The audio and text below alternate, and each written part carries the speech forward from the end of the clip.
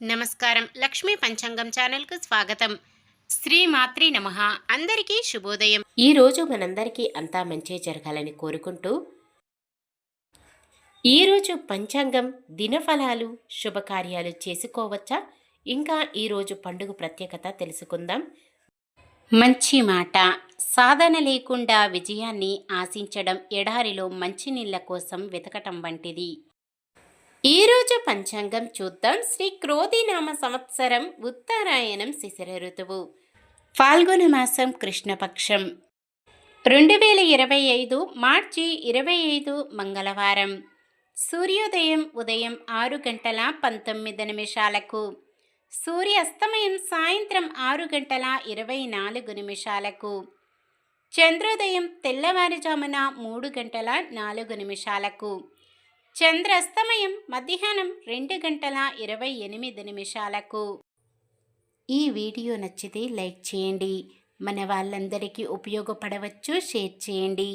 ఇలాంటి మరెన్నో వీడియోస్ కోసం మన ఛానల్ను సబ్స్క్రైబ్ చేసుకోండి. తిథి ఏకాదశి, తెల్లవారుజామున 3:44 వరకు, తదుపరి ద్వాదశి. నక్షత్రం శ్రవణం, తెల్లవారుజామున 3:40 వరకు, తదుపరి ధనిష్ట. కరణము భవ, సాయంత్రం 4:25 వరకు, తదుపరి భలవ.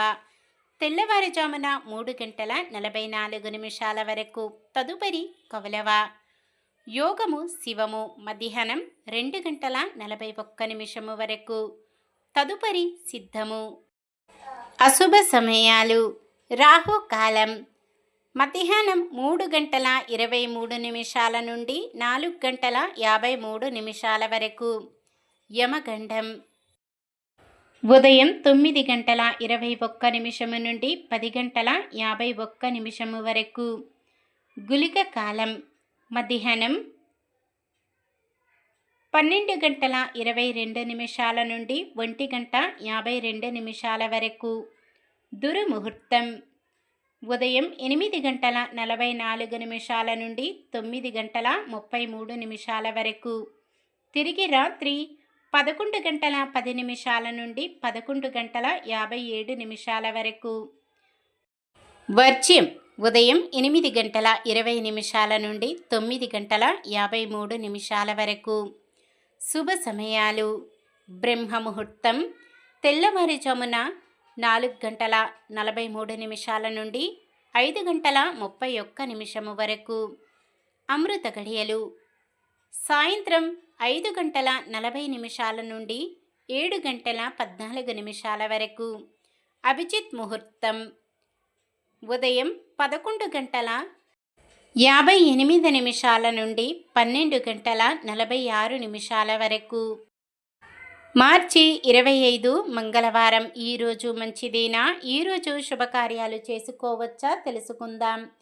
ఈరోజు ఉన్న తిథి ఏకాదశి, తెల్లవారుజామున 3:44 వరకు ఉంది, తదుపరి ద్వాదశి. ఏకాదశి తిథి ఈ రోజంతా ఉంటుంది. తదుపరి ద్వాదశి. ఏకాదశి తిథి శుభకార్యాలకు అనుకూలమైనది.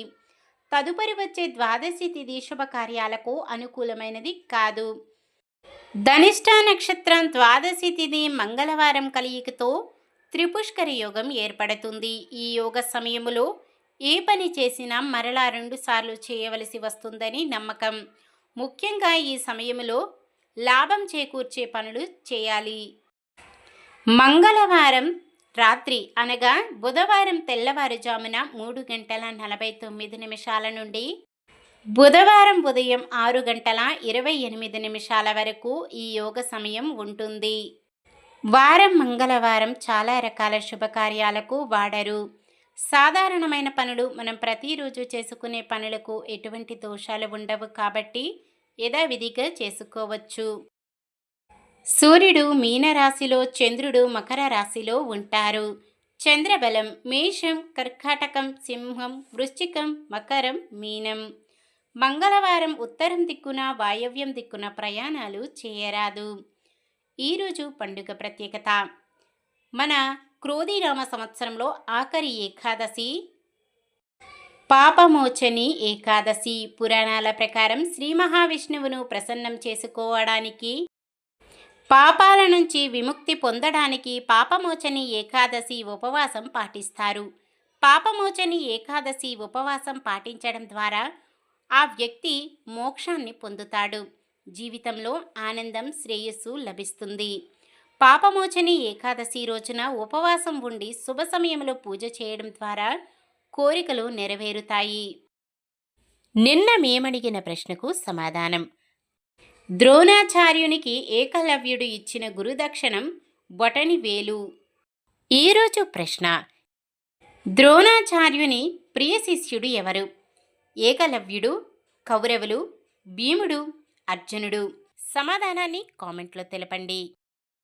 ఈరోజు పుట్టినరోజు మరియు పెళ్లిరోజు జరుపుకుంటున్న వారందరికీ ఆ శ్రీ మహావిష్ణువు, లక్ష్మీదేవుల ఆశీస్సులు ఎల్లప్పుడూ వారిపై ఉండి వారంతా సుఖ సంతోషాలతో సకల సంపదలతో జీవించాలని మనస్ఫూర్తిగా కోరుకుంటున్నాను. ఈరోజు మన దినఫలాలు ఎలా ఉన్నాయో తెలుసుకుందాం. మేషరాశి అనుకున్న పనులు విజయవంతంగా పూర్తి చేస్తారు. వృషభ రాశి దూరపు ప్రయాణాలు ఉంటాయి. మిథున రాశి ఆదాయం ఆశాజనకంగా ఉండి అవసరాలు తీరుతాయి.